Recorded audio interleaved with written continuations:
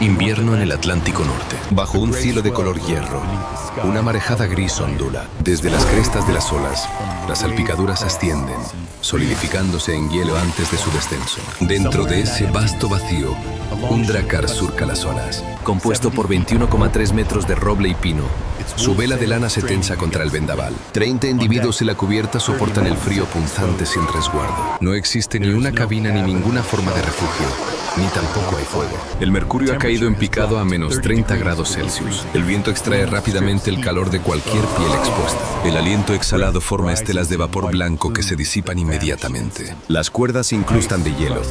Los mangos de los remos adquieren una capa vítrea. E incluso se forma hielo sobre los miembros de la tripulación. Se adhiere a su vello facial, a sus arcos superciliares y a los flecos de sus mantos. Sin embargo, persisten en vivir. Las tripulaciones vikingas atravesaban el mar abierto durante periodos de 3 semanas, ocasionalmente más, soportando circunstancias que deberían haber resultado fatales en cuestión de horas. Su viaje se realizaba sin fuego, sin llamas que calentaran, sin sustento caliente y sin refugio aislado. Su confianza se basaba en la fisiología humana, los textiles de origen animal y una metodología de supervivencia integral que sustituía el fuego por vestimenta adecuada, nutrición, autocontrol riguroso y confianza mutua. La construcción del drakkar nunca tuvo la intención de proporcionar comodidad. Las investigaciones de 8 importantes embarcaciones vikingas, desde el barco de Gokstad en Noruega hasta los pecios de Skuldelef en Dinamarca, revelan un enfoque uniforme en su construcción. Estas embarcaciones funcionaban como rápidas naves de carrera, diseñadas para alta velocidad y profundidades poco profundas, con relaciones eslora-manga de al menos 5 d. Las tablas del casco estaban dispuestas en un estilo de tinglavillo superpuesto y se hacían estancas usando alquitrán y piel de animal. Un mástil solitario portaba una vela sustancial de lana. Su calado mínimo permitía a la embarcación ascender ríos y desembarcar directamente en la costa. La seguridad no era una de las características que ofrecía el drakkar. No había estructuras de cubierta ni compartimentos sellados bajo la cubierta principal. El área situada bajo las tablas de la cubierta, conocida como la sentina, contenía lastre y agua de mar acumulada, lo que requería un bombeo continuo. Desde una perspectiva funcional, un drakkar era como una canoa excepcionalmente grande. Cada individuo a bordo permanecía vulnerable a los caprichos del clima. Esto no fue un simple descuido. La falta de cubierta protectora constituía una decisión intencional. La presencia de fuego en una embarcación de madera recubierta de brea de pino presentaba un peligro incesante. Una sola chispa perdida podría envolver toda la embarcación en cuestión de minutos. El humo presentaba una complicación adicional. Una columna de humo era discernible desde muchos kilómetros de distancia. Para los asaltantes que se acercaban a una costa o para las tripulaciones que intentaban evadir embarcaciones adversarias,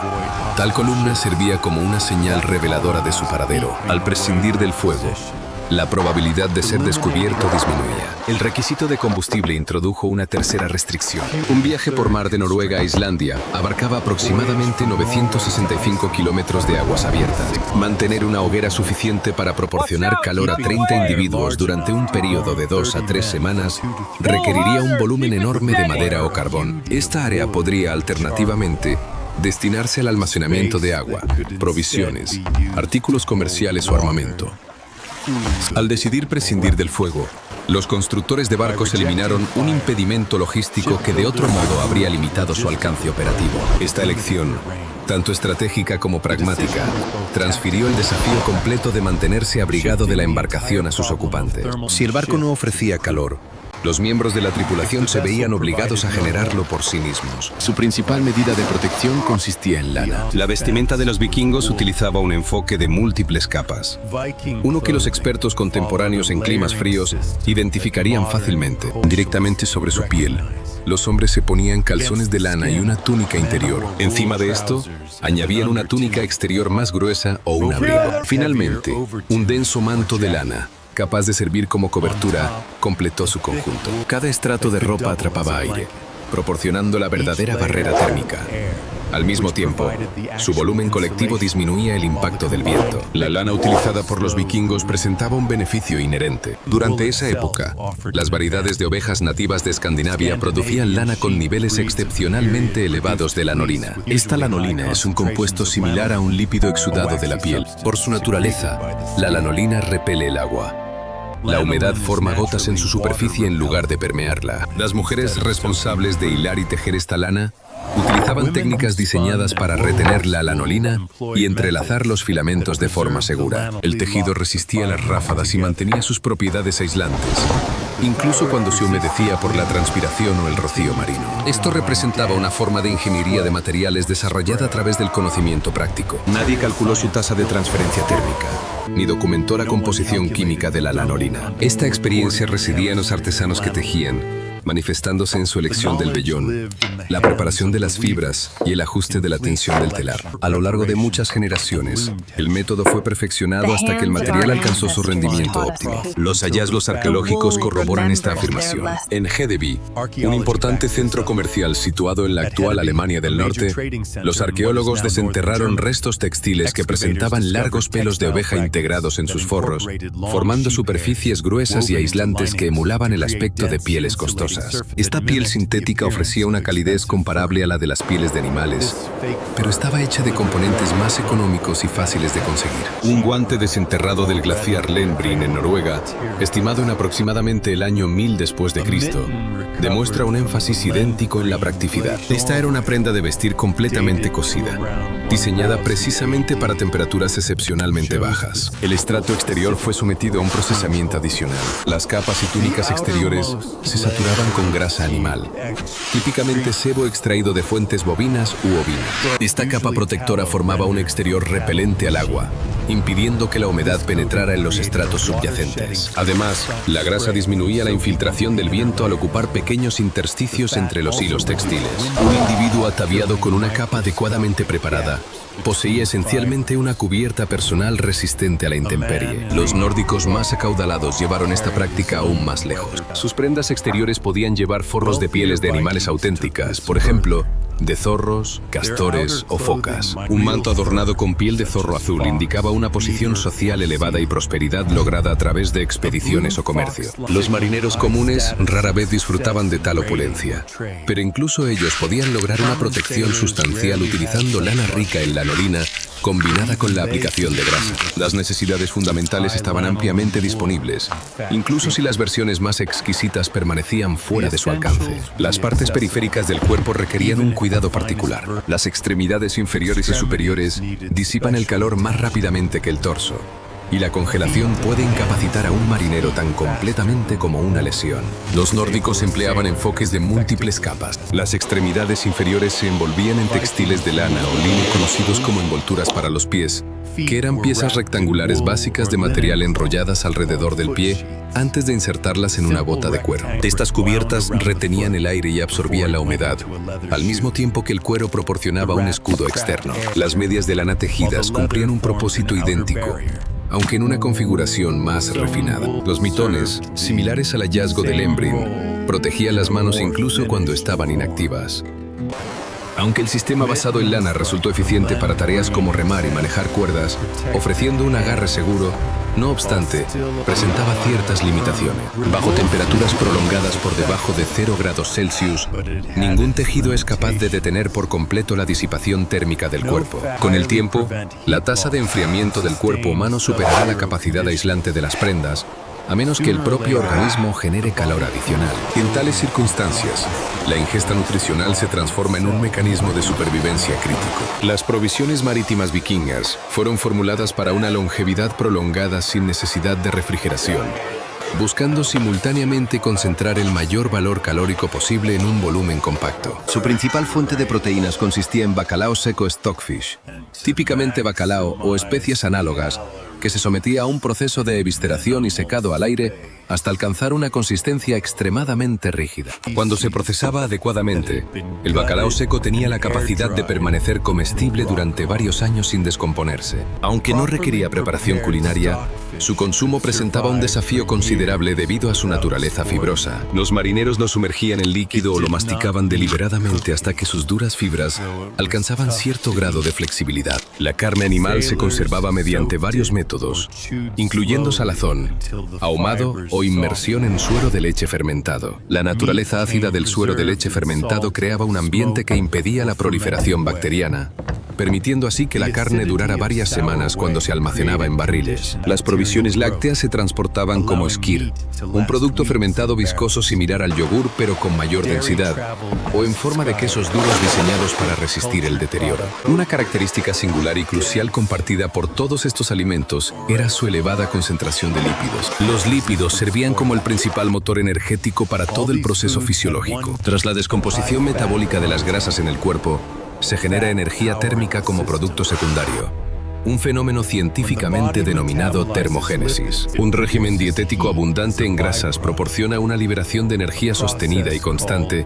alimentando eficazmente el motor metabólico del cuerpo durante periodos prolongados. Aunque los nórdicos no articularon estos conceptos utilizando una terminología tan precisa, no obstante, poseían una comprensión intuitiva del principio subyacente. Los individuos que consumían sustento adecuado mantenían su calor corporal. Por el contrario, aquellos que no consumían provisiones suficientes se enfriaban y debilitaban. En consecuencia, cada instancia de consumo de alimentos servía eficazmente un doble propósito, funcionando también como una ocasión para la generación térmica. Al carecer de calor externo de las llamas, generaban su propio calor internamente. Sus cuerpos se transformaban en hornos, consumiendo grasa de foca, pescado seco y carnes curadas para producir el calor que las prendas por sí solas no podían proporcionar, que la vestimenta por sí sola no podía proporcionar. Sin embargo, incluso este método tenía sus limitaciones al dormir. Durante el descanso, la generación de calor disminuye, los músculos se relajan y los procesos metabólicos se ralentizan. En consecuencia,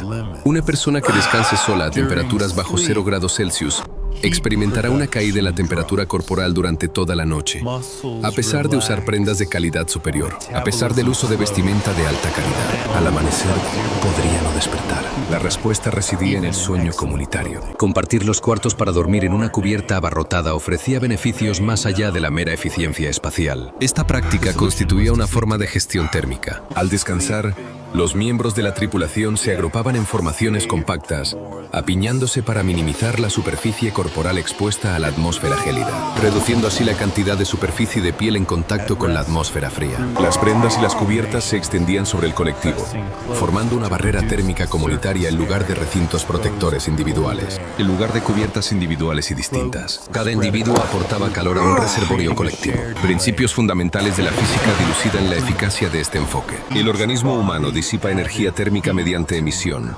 corrientes de aire y transferencia directa, a través del movimiento del aire y el contacto directo. Las emisiones térmicas emanan de cualquier área descubierta. Cuando las corrientes de aire pasan sobre la piel, el calor se elimina por convección. El calor se transmite por conducción a sustancias más frías que están en contacto físico inmediato. Si 30 individuos se acurrucan juntos bajo mantas comunes, su superficie corporal expuesta combinada disminuye.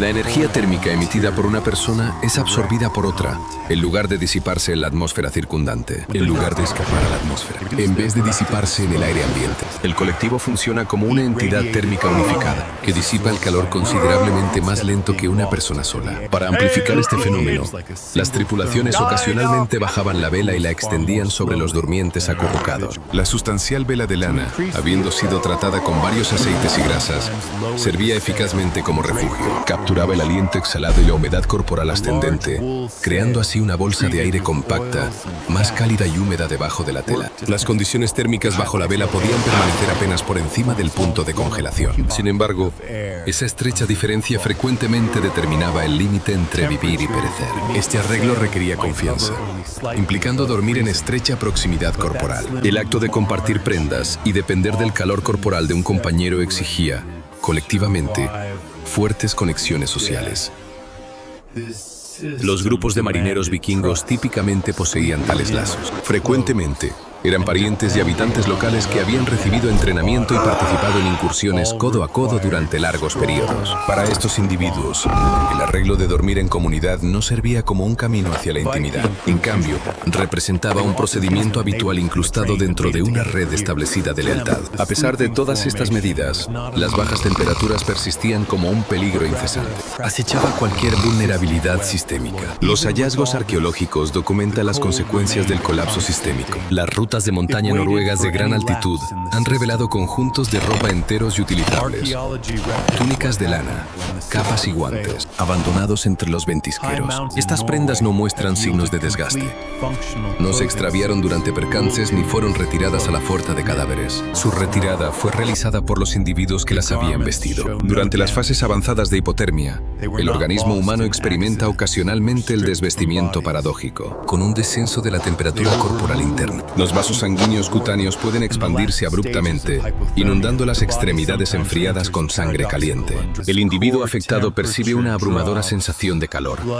En consecuencia, se arranca la vestimenta, exponiéndose así a una frialdad mortal. La muerte sobreviene en cuestión de momentos. Estas prendas intactas encontradas en la nieve sirven como evidencia tangible de un fallo en la regulación térmica del cuerpo. Ilustran que el enfoque vikingo era arduo, en lugar de placentero. Necesitaba una vigilancia incesante y una estricta adhesión a las reglas. Incluso una capa dañada, una comida omitida o una tarde pasada lejos del colectivo podrían iniciar una secuencia de sucesos que culminarían en hipotermia. Las horas de luz presentaban otro desafío: mantener el calor durante el trabajo. La solución resultó sencilla: mantenerse en movimiento. Impulsar una embarcación servía tanto como medio de transporte como fuente de calor. El esfuerzo continuo produce cantidades considerables de calor metabólico, elevando la temperatura corporal interna notablemente por encima de los estados sedentarios. Remar constantemente genera suficiente calor para contrarrestar la intensa frigidez externa. El movimiento rítmico de los remos,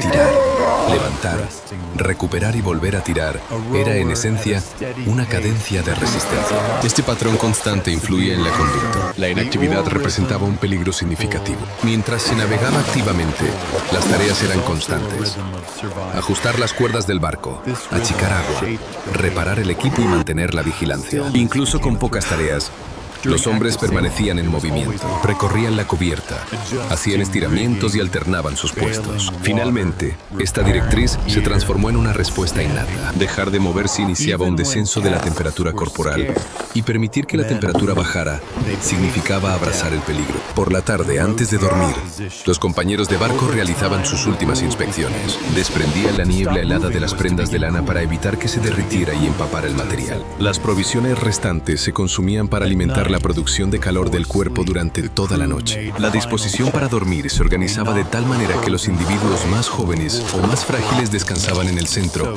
donde el calor corporal estaba más concentrado. Se establecieron vigilias para asegurar que al menos una persona permaneciera consciente durante el periodo nocturno. Estaban preparados para despertar a sus compañeros si las condiciones meteorológicas cambiaban o surgía una amenaza. La propia embarcación requería protección contra las temperaturas gélidas, especialmente un drácar que operaba en entornos tan helados. Se enfrentaba a dos peligros físicos principales: la entrada de agua y la acumulación gradual de hielo. Las maderas del casco permitían que una cierta cantidad de agua de mar se filtrara a través de las costuras y pequeñas imperfecciones bajo condiciones térmicas típicas. Este líquido se acumulaba en la parte más baja del barco y era posteriormente retirado. Bajo temperaturas excepcionalmente bajas, el agua de la sentina es propensa a congelarse, expandirse y separar las tablas, creando brechas que ninguna cantidad de bombeo podría controlar. La presencia de hielo dentro del casco de la embarcación planteaba el riesgo de fracturar sus componentes de madera. La brea de pino constituía el principal medio de protección.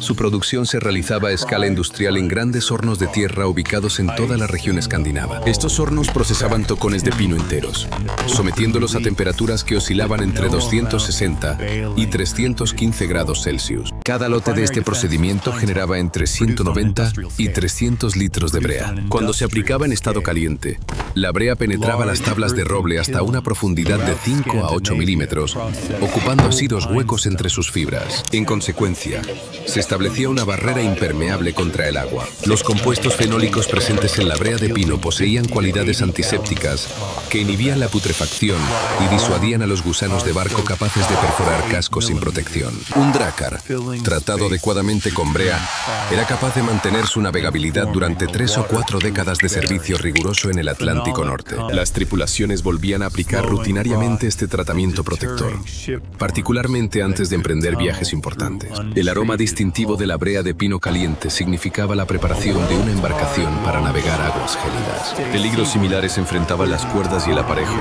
dada la facilidad con la que las fibras de cáñamo y lino absorben la humedad. Durante los periodos de temperaturas bajo cero, esta agua absorbida se solidifica en hielo, transformando las cuerdas flexibles en varillas orillas rígidas, las drizas congeladas se vuelven imposibles de manipular. Se vuelve imposible soltar las escotas congeladas. Desplegar una línea de ancla congelada es inviable sin la presencia de un aparejo flexible. La tripulación pierde letones sobre la vela y una parte sustancial de su capacidad para reaccionar tanto a las condiciones del viento como a las amenazas inminentes. Una vez más, la medida preventiva empleada fue la grasa animal. Tanto el aparejo fijo como el de labor eran tratados regularmente con aplicaciones de sebo, aceite de pescado o brea de pino. Los marineros incorporaban manualmente estos materiales en las fibras retorcidas. Este proceso redujo la absorción de agua al sellar los huecos internos, permitiendo que las cuerdas mantuvieran su flexibilidad incluso en condiciones gélidas. El cordaje sometido a uso intensivo requería una reaplicación regular del tratamiento. Mantener el aparejo constituía un trabajo vital para la supervivencia, más que un mero mantenimiento opcional. La lona misma exigía una atención comparable. Una vela cuadrada de lana sustancial podía cubrir decenas de metros cuadrados. Sin tratamiento, absorbería humedad, se solidificaría en hielo y se convertiría en una tabla inflexible, imposible de arriar o ajustar. Su enorme masa tenía el potencial de comprometer la estabilidad de la embarcación. La aplicación de aceites y grasas al material retardaba la absorción de agua y ayudaba a mantener la funcionalidad de la vela. Asegurar que la vela permaneciera ligera y flexible tenía la misma importancia que la pericia en la navegación. Navegar en condiciones gélidas introducía una dimensión adicional de dificultad. Los instrumentos de navegación magnéticos no se introdujeron en Escandinavia hasta después de la era vikinga. Los marineros vikingos atravesaban las vastas extensiones oceánicas, empleando técnicas de observación perfeccionadas mediante un escrutinio meticuloso del mar, los cielos y la fauna. Interpretaron los patrones de las olas. Las marejadas oceánicas se curvan alrededor de las formaciones terrestres, alterando su curso y características al encontrar obstrucciones. Los marineros familiarizados con estas formaciones podían detectar islas ocultas a través del movimiento sentido bajo el casco de la embarcación, donde las marejadas convergían en ángulos distintivos. Esto indicaba costas específicas o límites de corrientes oceánicas. Las formaciones atmosféricas y la vida aviar proporcionaban datos suplementarios. Tipos específicos de estructuras de nubes ascienden sobre tierra, pero no sobre mar abierto. Las nubes cúmulos verticales, formadas por corrientes de aire cálido sobre tierra, servían como indicador de una costa oculta. Las aves marinas los dirigirían hacia sus lugares de cría o zonas de alimentación. Tanto la trayectoria de vuelo como la cantidad de la especie de ave transmitían información de navegación significativa. Con buen tiempo, las señales celestes simplificaban todo. Por la noche, la estrella polar permanecía fija mientras otras estrellas giraban a su alrededor, proporcionando una referencia estable para la dirección. De día, la trayectoria del Sol en el cielo indicaba la dirección y una hora aproximada. Los navegantes experimentados podían estimar la latitud a partir de la altura del Sol al mediodía, utilizando herramientas sencillas o sus propias manos como dispositivos de medición rudimentarios. Sin embargo, los cielos despejados eran raros en el Atlántico Norte. La niebla, los cielos muy cubiertos y el crepúsculo prolongado a menudo ocultaban tanto el sol como las estrellas durante días. Aquí las sagas mencionan una herramienta, la Solar Stain, también conocida como la piedra solar. La piedra solar era probablemente calcita, un cristal transparente que polariza la luz. La luz del cielo se polariza parcialmente al pasar por la atmósfera, y la dirección de la polarización depende de la posición del Sol. Los ojos humanos no pueden ver esto directamente, pero la calcita puede revelarlo cuando se sostiene hacia el cielo y se gira. La calcita divide la luz en dos haces, cuyo brillo cambia según la orientación. Los navegantes buscaban la posición, donde ambos haces aparecían igualmente brillantes. En ese ángulo, el cristal se alineaba con el patrón de polarización del cielo, y ese patrón apuntaba hacia el sol oculto. Esto era física aplicada derivada de la observación, no de la teoría. Los vikingos no discutían sobre ondas electromagnéticas o dispersión. Sabían que cristales específicos les permitían localizar el sol a pesar de las nubes y la niebla, y estos se utilizaban. Esta técnica poseía suficiente precisión para mantener la dirección a lo largo de cientos de kilómetros. Incluso una ligera desviación de unos pocos grados podría desviar una embarcación más allá de Islandia y hacia los desolados mares árticos. En conjunto, las prendas de lana, la ropa exterior tratada con grasa, los camarotes compartidos, el movimiento continuo, las provisiones almacenadas,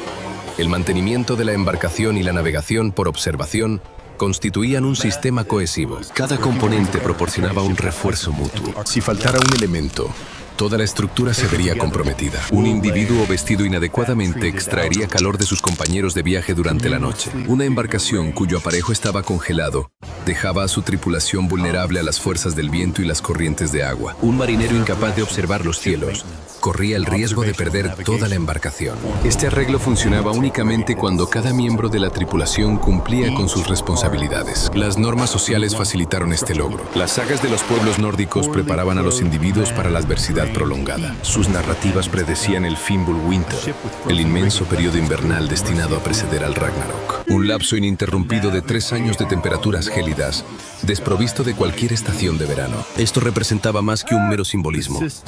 Era su concepción del fin último del mundo, para soportar temperaturas bajo cero a bordo de una embarcación expuesta. Su percepción del destino influyó de manera similar en la conducta. El destino, determinado por las nornas en el momento del nacimiento, implicaba que la muerte de un individuo ocurriría en un momento predeterminado. La prudencia era incapaz de posponerla, ni aventurarse en el peligro podía acelerar su llegada. Aunque esta convicción no condonaba la imprudencia, ciertamente facilitaba la dedicación. Individuos convencidos de sus destinos predeterminados eran capaces de enfrentar circunstancias severas con una fortaleza que una mera evaluación racional difícilmente podría mantener. La estructura social confería ventajas a los mismos atributos esenciales para las expediciones en mares helados. Las empresas marítimas victoriosas obtenían prestigio y reconocimiento, tipos de estatus social que posteriormente se convertían en influencia, oportunidades matrimoniales y riqueza. Experimentar la adversidad marítima se transformó en un medio para mejorar la posición social de uno.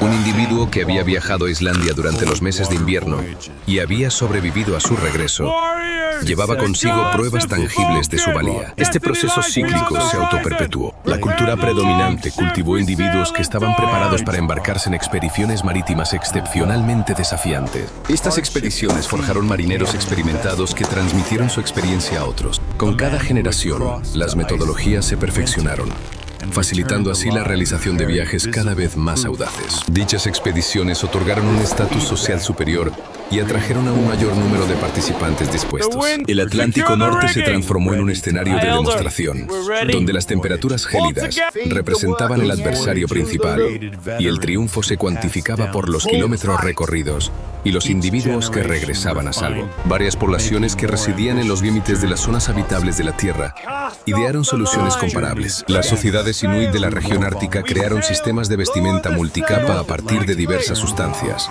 aplicando consistentemente los mismos principios fundamentales de retención de aire, obstrucción del viento y regulación de la humedad. La población Sami, que habita las regiones septentrionales de Escandinavia, cultivaron su propio compendio de sabiduría para soportar la vida en entornos excepcionalmente gélidos. Estas semejanzas implican que el sistema nórdico no constituyó un acontecimiento histórico anómalo, sino que representó una manifestación singular de un conjunto restringido de soluciones viables dictadas por los principios de disipación de energía térmica. Los resultados demostrables no requieren mayor elaboración. Durante un periodo aproximado de 3 siglos, las embarcaciones nórdicas navegaron extensiones marítimas que deberían haber sido innavegables para embarcaciones abiertas, sin protección ni fuente de calor. Sus viajes los llevaron a Islandia, posteriormente a Groenlandia y finalmente a las regiones litorales de América del Norte. Atravesaron el mar Báltico, las vías fluviales de Rusia y la cuenca del Mediterráneo, con un contingente de ellos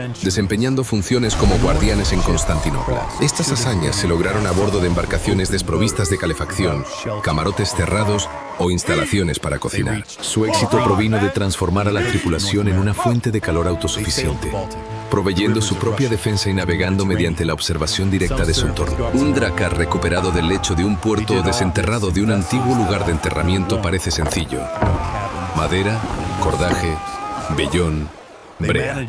Sin embargo, esta aparente simplicidad es engañosa. Más allá de la estructura de la embarcación, yacía un marco de supervivencia integral, intrínsecamente entrelazado con la producción textil, las prácticas culinarias, las costumbres comunitarias, los procedimientos de mantenimiento y los métodos de navegación. Aunque el barco servía como base, el verdadero sistema residía en la tripulación, meticulosamente entrenada y estructurada para soportar circunstancias que resultarían fatales para un individuo sin preparación en pocas horas. Su travesía por las gélidas aguas se logró puramente gracias a su notable adaptabilidad. La ausencia de fuego se compensaba con provisiones calóricas, lana impregnada de lanolina, actividad física regulada y dependencia mutua. El calor de sus cuerpos provenía de su proximidad mutua, el sustento conservado en sus provisiones, su trabajo incesante y la sabiduría acumulada por todos los marineros anteriores. Durante las noches más gélidas, cuando el rocío marino se solidificaba en el aire y las estrellas brillaban en el firmamento oscuro, 3 docenas de individuos se acurrucaban juntos bajo una vela arriada, anticipando el amanecer. La embarcación ascendía y descendía con las ondulaciones del océano. El cordaje gemía, el vellón resistía y los cuerpos perseveraban. Al amanecer, empuñaron sus remos y se impulsaron hacia una orilla lejana, una que aún no podían distinguir, pero que creían firmemente que se encontraba más allá del horizonte difuso. La extensión helada no logró impedir su avance. Se habían transformado en una entidad impermeable al agarre del hielo.